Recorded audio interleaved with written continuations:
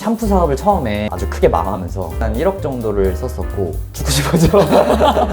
여기서 쇼핑 라이브 어떻게 하시는지 살짝. 1시간 남았습니다. 1시간 막 이렇게 하고 있어요. 교수님 안녕하세요. 네네, 안녕하세요. 간단히 자기소개 좀 해주세요. 아, 네. 저는 온라인 이커머스 사업 운영하고 있는 신현진이라고 합니다. 반갑습니다. 여기 공간은 뭐예요? 아, 여기는 이제 조금 조촐하긴 한데 처음 노출시키는 거예요. 유튜브 찍기도 하고 라이브 쇼핑도 제가 하고 쇼핑 라이브. 있거든요. 네. 여기서 쇼핑 라이브 어떻게 하시는지 살짝. 아, 뭐, 네. 한번 보여드릴까요? 이렇게 앉아가지고 우와. 여기 상품들 올려놓은 다음에 아 네. 막 맞습니다. 1시간 남았습니다. 1시간 막 이렇게 하고 있어요. 직접 쇼호스트 역할도 하시는 거예요? 네, 진짜 쑥스럽네요. 이거. 여기 이건 뭐예요, 그런지님? 프린트를 놨어요. 프린트하거나 뭐 송장 출력하거나. 아 여기서 일하시는 거예요? 네, 이제 저희 여기가 제 자리고. 근데 뭐예요, 이거 단순성, 뭐 유해성, 구체성? 아, 이거는 이제 기억에 남는 메시지들을 만드는 방법을 다룬 책이 스틱이라는 책인데 이제 거기서 이 6가지 원칙을 되게 강조하거든요. 그래서 제가 뭐 카피라이팅 문구 만들 때도 그렇고 뭐 유튜브 찍을 때도 그렇고 아니면 상세 페이지 만들 때도 이 원칙들 되게 많이 좀 생각하면서 하고 있어서 그냥 노인터 이렇게 제가 만들었어요. 네, 혼자 일하시는 거예요? 반대표님 누가 계시는 아, 거예요? 저희 이제 같이 일하는 공동대표가 있는데 안녕하십니까. 누구세요? 저희는 고등학교 때부터 엄청 절친이고요. 우와.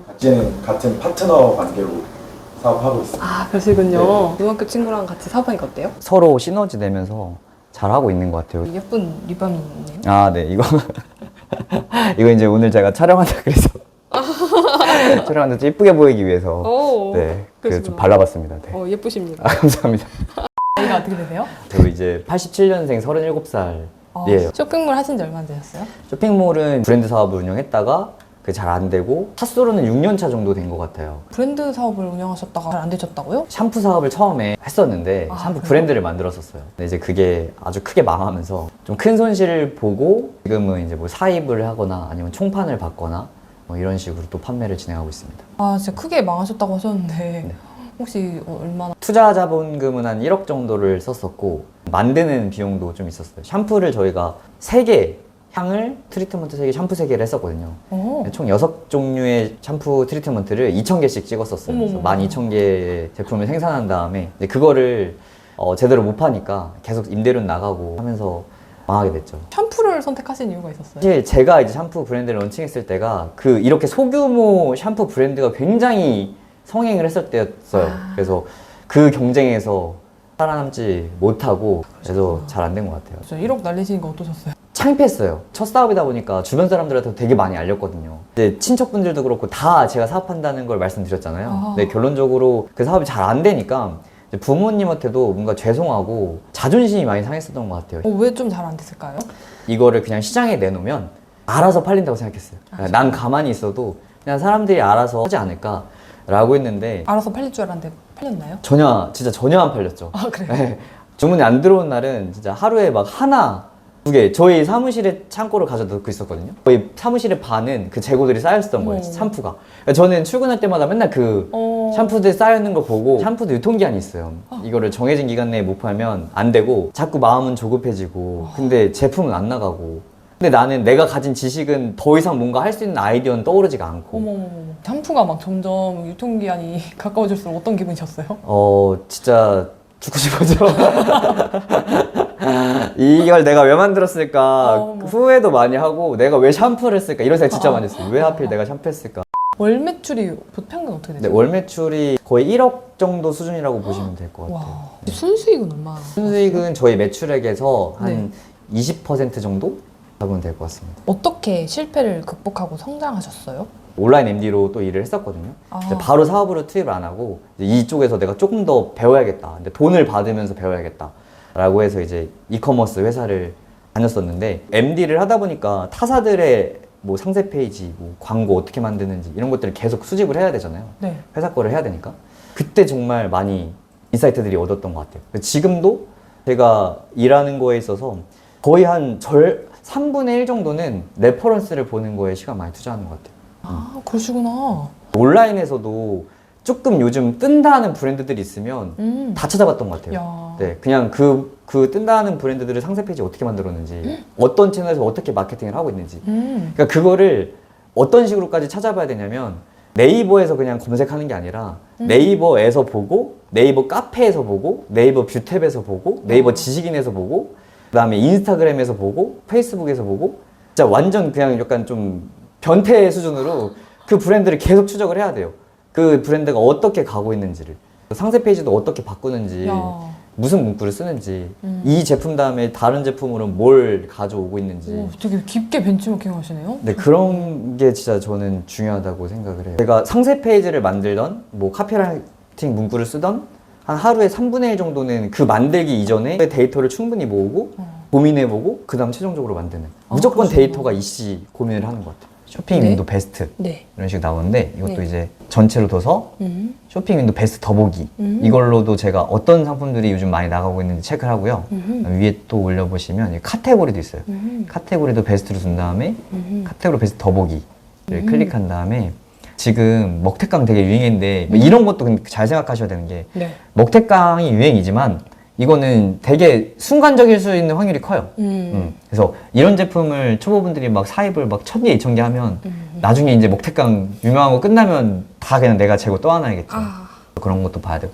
그리고 많이 본 상품, 구매한 상품, 오. 트렌드 키워드 이렇게 다 나오거든요. 아이템 스카우트에서 안 보세요? 저는 아이템 스카우트보다는 이걸 많이 봐요.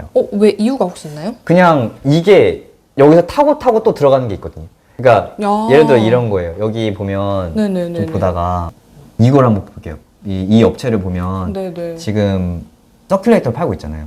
이 업체를 가서 이 업체가 또 다른 상품 뭘 파는지 봐요. 그래서 어쨌든 이분은 서큘레이터를 파는데 판매를 잘 하시는 분이잖아요. 네. 여기 보니까 모기퇴치기도 팔고 뭐 전기포도도 팔고 근데 이거 파니까 판매량이 나온다.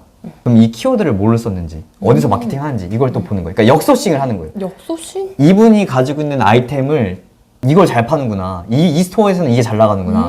그럼 그 키워드를 찾아보는 거죠. 그러다 보면은 미처 저희가 아이템 스카우트나 이런 데서 파악하지 못했던 게 나옵니다. 그럼 진짜 잘 팔리는 게 뭔지 네, 명확히 아예 그쵸. 보고 시작할 수 맞아요. 있는 거네요. 스토어에서 잘 팔리는 걸 보고 역소싱.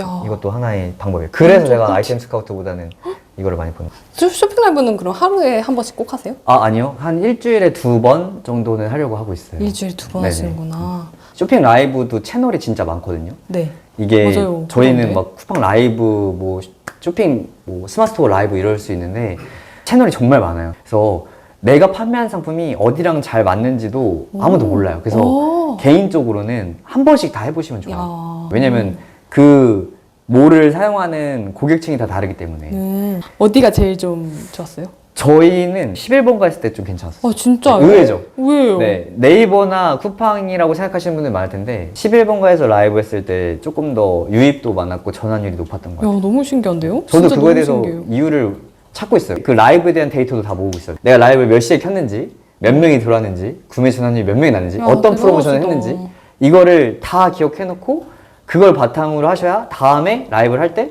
10시에 하니까 사람들이 많이 들어오는구나. 그럼 또 저희는 10시에 켜야겠죠. 그러니까 데이터가 없으면 내가 왜 잘 되는지도 모르고 왜 안 되는지도 모른다. 블로그도 마찬가지예요. 내가 블로그를 썼는데 몇 명한테 썼고 이 블로그에 어떤 키워드를 넣었는지 블로그에 그 몇 시에 올라갔는지 이런 거를 다 체크를 하셔야 다 된다. 카페 핫딜도 마찬가지고요. 와, 내가 몇 시에 글을 올린지도 되게 다르거든요. 그걸 다 엑셀로 다 네네. 기록 다 엑셀로 만들어서 하고 있어요. 귀찮아서 못 하는 거잖아요. 돈을 벌려고 그렇게 하지 않을까. 개인 사업을 하시니까 어떤 게 좋아하셨어요? 모든 주도권이 저한테 있는 거. 어. 군대도 가장 힘든 게 이제 통제권이거든요. 통제. 자라고 할 때 자고 밥 먹으라고 할 때 먹고 이게 진짜 군대에 있을 때 일어나야 될 때 일어나고 이게 힘들었는데 그런 통제권에서 되게 자유로워진 거. 누가 나한테 업무를 주는 게 아니라 내가 알아보고 내가 파헤치고 문득 일을 하다가 갑자기 박람회를 가고 싶다. 아니면은 뭐 누가 미팅을 해야 된다. 하면 제 시간에 대한 통제권이 저한테 있으니까 이게 메리트인 것 같아요. 혹시 처음부터 매출이 그렇게 나왔어요? 절대 아니죠. 진짜 처음에는 저도 그렇게 안 나왔고 이제 사업 이후에 MD 하면서 부업을 했었어요. 상품력이 중요하다는 건 제가 첫 사업을 하면서 좀 느꼈던 것 같아요. 좋은 상품을 찾아야 되는데 어디서 찾을 수 있을까? 근데 그게 모여있는 게 이제 박람회지 않을까라고 생각을 해서 주말마다 가기도 했고 연찬에서 가기도 했었어요. 이제 연찬에서 박람회를 꾸준히 가고 그러다 보니까 진짜 이게 신기한 게 당연히 처음 가면 기회가 안 오겠죠. 근데 가다 보니까 그때 당시에 매출 규모가 적고 아직 뭐 전혀 결과를 만든 게 없음에도 사장님들이 좋게 봐주시는 분들이 생기더라고요. 그러니까 제가 막 어필을 했죠. 뭐 열심히 하겠다 이런 게 아니라 뭐 시장을 이렇게 받고 이 상품 이렇게 팔아오면 제가 좀 팔 수 있을 것 같다 라는 식으로 좀 구체적인 제안들을 좀 드렸고, 당연히 이렇게 말했을 때 10분 중에 한 9분 정도는 그냥 저희 죄송합니다, 저희 위탁 안 해요, 그리고 저 작은 회사는 좀 거래 안 하시는 분들이 있는데 한 업체씩은 꼭 계세요.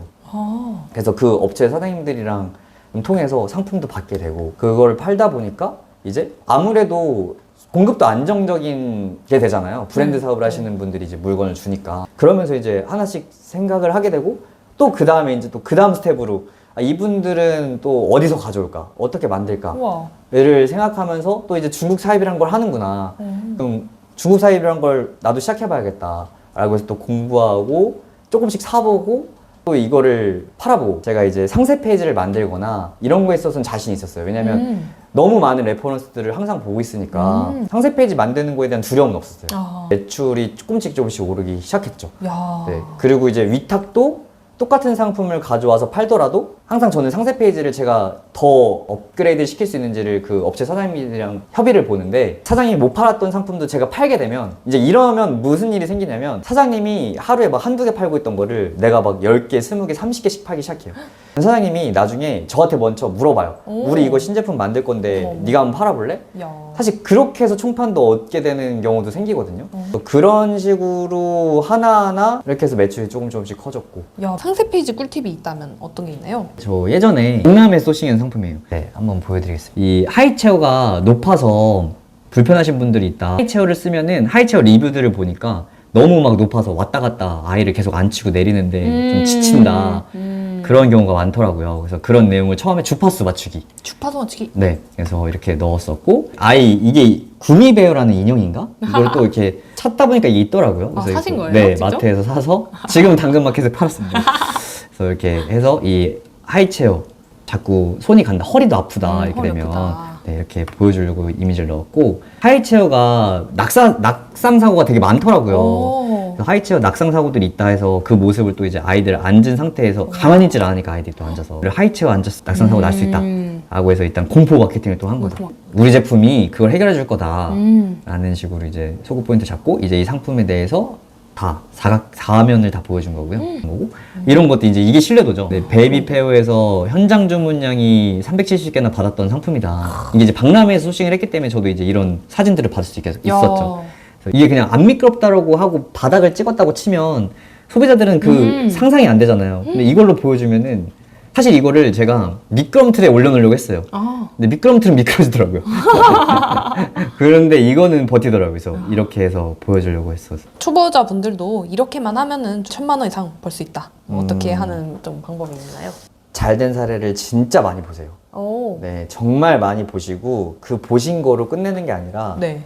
그걸 한번 그대로 따라해 보세요. 그대로 따라하라. 네, 내가 만약에 카테고리가 뭐 나는 신발을 판매하는 분이다라고 하면은, 신발을 판매하시는 분들 중에서 잘 되시는 분들이 있잖아요. 네. 그분들이 만든 상세 페이지, 그분들이 마케팅을 어떻게 하는지, 인스타에선 뭐 하는지, 네. 뭐 유튜브에선 뭐 하는지, 블로그에선 뭐 하는지, 지식인에선 뭐 하는지 다 봅니다. 다 본다. 다 보고 그분들이 했던 거를 내가 할 수 있는 만큼 최대한 따라해 보시는 거. 네.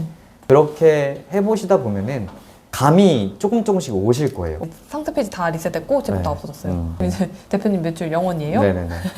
그럼 이제 뭐부터 어떻게 차근차근 하실 거예요? 완전 리셋해서 처음으로 돌아간다고 하면 릴스, 틱톡, 유튜브를 그 상품에 맞게 운영할 것 같아요. 야. 네. 그래서 그 컨텐츠를 계속 뽑고, 그리고 라이브 쇼핑, 뭐 쇼폼 이런 거 계속 네이버랑 쿠팡에 계속 올려주고, 와우.